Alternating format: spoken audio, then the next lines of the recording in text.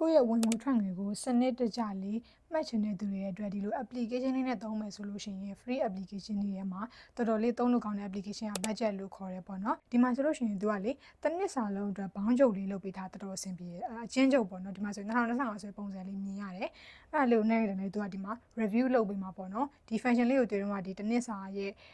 သုံးခဲ့တဲ့ငွေတွေထွက်သွားတဲ့ငွေတွေအကြောင်းကိုကြည့်လို့ရတယ်ပေါ့နော်အဲ့တော့ဒီဟာလေးကိုနမူနာလုပ်ပြပါမယ်ဒီမှာနှစ်လိုက်ပြီဆိုလို့ရှိရင်ပတ်စံသုံးခဲ့ရဒီဒေါ်လာဘယ်လောက်သုံးခဲ့တယ်ပေါ့နော်တစ်နှစ်စာဘယ်လောက်သုံးခဲ့တယ်တစ်နေ့ကိုဘယ်လောက်နီးပါးလောက်တော့သုံးခဲ့တယ်အဲ့လိုမျိုးကြီးထားတယ်တကယ်လို့ကိုကဒီမှာမြန်မာဝင်ရသုံးမယ်ဆိုလို့ရှိရင်ဒီမှာဆိုရင်မှာ330ဆို330အဲ့လိုမျိုးပြလိုက်မယ်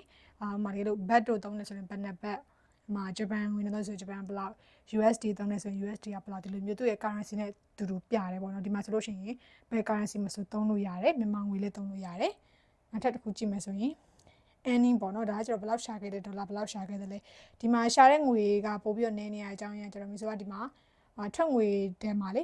အိမ်ကိုပို့တဲ့ငွေတွေဥမာဖေနဲ့အမေတို့ကတော့တဲ့ငွေတွေဆိုလို့ရှိရင်ထွက်ငွေအနေနဲ့သူကမှတ်သွားတာဆိုတော့ဒီထွက်တဲ့ငွေကများနေတာပေါ့နော်ဒီမှာဆိုလို့ရှိရင်တစ်နေ့ကိုဘယ်လောက်နီးပါပေါ့နော်အကြမ်းမြင့်တွက်ပြရတယ်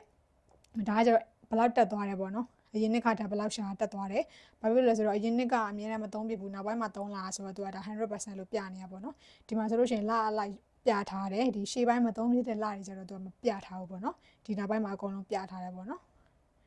နောက်တစ်ခုကဒီမှာကျတော့အများဆုံးပတ်စံရှာတဲ့ဝင်ငွေက900ပေါ့နော်တကယ်လို့ဥမာမြန်မာဝင်နဲ့ရှာရဆို3သိန်းဆို3သိန်းကအများဆုံးအဲ့လိုမျိုးဖြစ်နေလိမ့်မယ်ပေါ့နော်ဒီမှာဆိုလို့ရှိရင် date ပါရေးပေးထားတယ်နောက်တစ်ခုကဒါအများဆုံးသုံးတဲ့ငွေ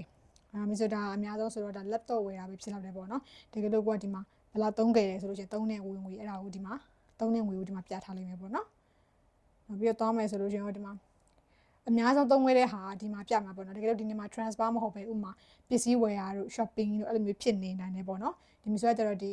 ဖေးနဲ့မေကိုကြောတဲ့ငွေကို transfer ဆိုတဲ့အထက်မှာထည့်ထားတာဆိုတော့သူကဒီ transfer အများဆုံးဖြစ်နေတာပေါ့နော် total ကဘယ်လောက်သုံးခဲ့တယ်ပေါ့နော်ဒီ amount ကအကုန်လုံးရဲ့ 26% လောက်ကိုရှိတယ်အဲ့တော့သူကဒီဟာလေးကို highlight လုပ်ပြထားဖြစ်တယ်ပေါ့နော်ဒီမှာတော့ခုနလို recap ပေါ့နော် spend ကဘယ်လောက်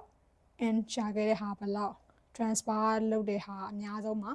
ဘယ်လောက် percent လောက်ရှိရဒီမှာဆိုအများဆုံးသုံးတာအများဆုံးဝင်တာဒီမှာဆိုလို့ရှိရင်